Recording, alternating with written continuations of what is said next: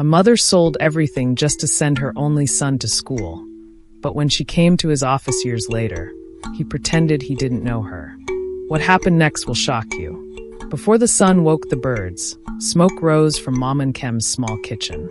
The pot was black. The firewood was wet. Her eyes were red from work and tears. She was a widow. Her husband, Obi, died after a sudden fever. His brothers took the farmland and the bicycle he left behind. What remained was a cracked mortar, a tiny mud hut, and her only child, a boy named Nkem. Mom and Kem tied her wrapper and whispered, "My son will not be swallowed by poverty." Mom and Kem sold her last goat, then her anklets, then even the big pestle she loved. She saved every coin in a small tin under her bed. By day, she washed clothes at the stream. By night, she cooked watery soup and prayed, "My son will learn. My son will rise." She tied a red thread on her wrist and whispered to the dark, "God, be my husband. Be my helper." As she sat on her bed and sang her husband's old war song in a voice that trembled like a leaf, a promise was made. The price was pain. Kem got admission to a city school. The whole compound shouted with joy. Mom and Kem danced barefoot on red earth. She packed his small bag with 2 shirts, 1 trouser, and 1 notebook with bent corners. She placed the tin of money in his hands. "My son," she said softly, "a pot must not forget the fire that cooked it. Call me when you reach." The bus coughed dust and carried him away. She stood until the road swallowed him. That night, she wrote her first letter with slow, careful lines. "I love you like fire loves the cooking pot." Hunger grew, but hope also grew. Every coin sent to the city felt like light in a dark room. The city received Nkem with bright lights and swift words. He met boys who said, "Throw away the village smell if you want to move forward." They laughed at his 2 shirts and called his mother, that firewood woman. At first, he defended her. Later, he smiled weakly and kept quiet. He sent short letters home, filled with "I am fine." When the term ended, he did not visit. He said he had an internship. When Mom and Kem's money finished, she began to grind cassava for others, her hands white with starch, her back aching. She skipped meals and sucked warm water, so the rumble of her stomach would not shame her. Still, every market day she bought small sachets of Milo for a boy she no longer saw. On Sundays, she swept the church after service and whispered, "God, please keep my son. This woman is strong." Only her pillow knew how wet her nights were. Years passed. Kem got a job in a big building with mirrors for walls. On social media, he adopted the handle CW. David. He bought shoes that clicked like pride on marble floors. When he spoke about his family, he said, "It's complicated." One Harmattan morning, Mom and Kem took a bus to the city, carrying a small bag of roasted groundnuts and a neatly folded wrapper. She wanted to surprise her son. At the building with mirror walls, she asked the man at the door, "Please, I am looking for my son, Kem." The man looked at her dusty feet and the wrapper tied across her chest. "We don't have that name here," he said. "Maybe he is called CW. David now," she tried. The man laughed, a short, sharp sound. "Madam, leave here." From inside the office, Kem saw his mother, recognizing the familiar bend of her shoulders and the way she held her bag as if it were a sleeping child. Panic raced through him. He turned away. He told the receptionist, "Please, if that woman asks, tell her I traveled." The door did not open. The groundnuts grew cold in her hands. The road back to the village felt longer. The trees seemed to whisper, "He did not know you." At home, she untied the wrapper and placed the groundnuts on the table like a small funeral. That night she did not light the fire. The hut was dark. The moon stood outside like a witness. In the morning, the old women of the village came. Mom and Kem eat. They pushed a bowl of hot yam toward her. She smiled with her mouth, not with her eyes. "I am fine." She folded her son's childhood shirts and kept them in a calabash. She wrapped the calabash's neck with the red thread she had taken from her wrist. Then she did the hardest thing. She forgave him in her heart, but she folded her love like cloth and put it on the highest shelf, where smoke could not reach. Pride walks on tall legs but falls like a coconut. In the city, Nkem tasted honey he did not harvest. He spent money that did not belong to him. It's a small thing, his friends said. Everybody eats from the pot. A day came when the radio shouted his name. Breaking news. A finance officer has been accused of stealing community funds. His friends switched off their phones. His boss said, "Who is this man? I don't know him." His landlord carried his mattress to the corridor. The police took him. The cool office air transformed into the sensation of a hard bench and the stench of urine. He slept with one eye open and one hand on his chest. The ground that once polished his shoes now stained his soul. The city that dressed him now undressed him. To come out on bail, he needed surety, someone to stand like a tree in a storm, someone to sign with their land, their name, and their honor. He called old friends. Phones rang in emptiness.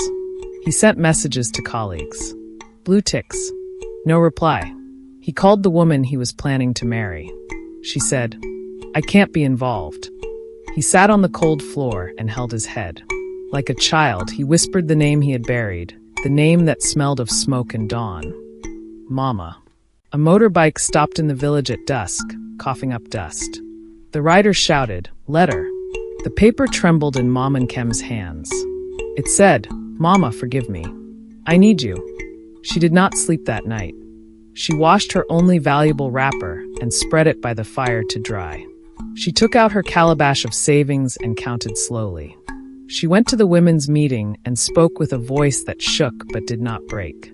"My sisters, a child may grow taller than the mother, but he never outgrows her heart." The women nodded. They dipped hands into their cloth purses. They all contributed in their little way. At dawn, she boarded the bus. Her knees ached, but her eyes were steady. When she reached the station, she inquired about the location of the shame room. The guard laughed when he saw the small woman in a clean wrapper and dusty slippers. "Who are you?" She lifted her chin. "I am his mother." They led her through a corridor that smelled like old tears. When Nkem saw her, something inside him broke like dry wood under a heavy foot. He could not speak. He lowered himself to the floor at her feet. She did not ask questions. She did not slap him. She took his head in her hands as if it were a pot she must not let fall. "Stand up, my son," she whispered. "A pot that falls can be mended if the pieces are found." She signed her name with a careful hand.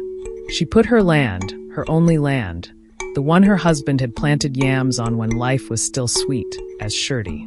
The officer looked at her with new eyes. "Mama, are you sure?" She nodded once. A mother's name serves as the first shelter a child recognizes. Freedom tasted like bitter water. People in the street pointed. "Look at him." The papers wrote his story and misspelled his mother's name. At night, in a one-room lodge, Nkem lay awake and listened to the sound of his shame. It had a voice. It said, "You forgot the fire that cooked you." In the morning, his mother spread a mat on the floor and cooked bean porridge on a small stove. The smell filled the room, and something soft woke in his chest memories of a little boy with a runny nose waiting for food by a smoking pot. "Mama," he said, voice small, "I am sorry." She looked at him, long and slow. "Sorrow is a seed. If you water it with truth and work, it will grow into change." They prayed. They ate.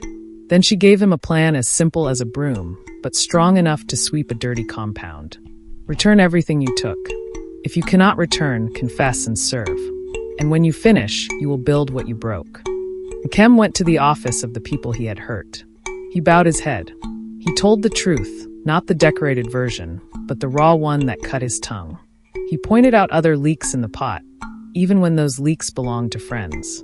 He worked without pay for months, filing, cleaning, carrying documents, and doing the small jobs that make big men humble.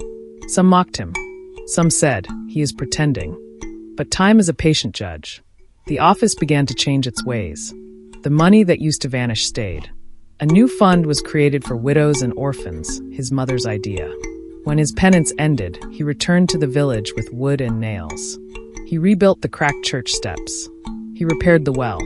He roofed 3 widows' huts with new zinc that sang in the rain. The women danced around him, ululating, their wrappers swirling like praise. On market day, Under a bright sky, the town crier beat his gong. People gathered. The pastor said a prayer. The chief spoke. And there, before everyone, Nkem stepped forward with a microphone that shook in his hand. "I was ashamed of my mother," he said, voice thick. "I called myself another name. I forgot the hand that fed me, the back that bent for me, and the fire that cooked me. I am here to return what I took, my mother's honor." He turned to Mom and Kem and knelt. He washed her feet with clean water and dried them with a white cloth. He lifted her up and placed a new wrapper on her, rich like the evening sky. He put a ring of copper on her finger, not for marriage, but for memory. Then he gave the village the design for a new center. The Widow's Fire House, a place where poor children would learn for free, where widows could learn skills, and where smoke would mean food, not sorrow. Years later, when dawn smoke rose from Mom and Kem's kitchen, it did not sting the way it used to. It smelled of bean porridge, fresh hope, and small boys reciting alphabets. The Widow's Fire House stood like a testimony. Simple walls, clean floors, a library of donated books, and a big kitchen where no child went hungry. Sometimes visitors came and asked how it started. The old women would smile and point at the small woman in the neat wrapper, sitting under the Udara tree. "Ask her," they said. Mom and Kem would laugh softly. "It started with a cracked mortar and a stubborn flame," she would say, "and a son who learned that a pot must not forget the fire that cooked it." At night, when the crickets sang and the moon stood like a white calabash in the sky, mother and son would sit on the step and share roasted groundnuts. The same gift she once carried to a door that did not open. This time, every door was open. Never forget the womb that bore you and the hands that raised you. A child who honors a mother keeps his own name from falling into dust.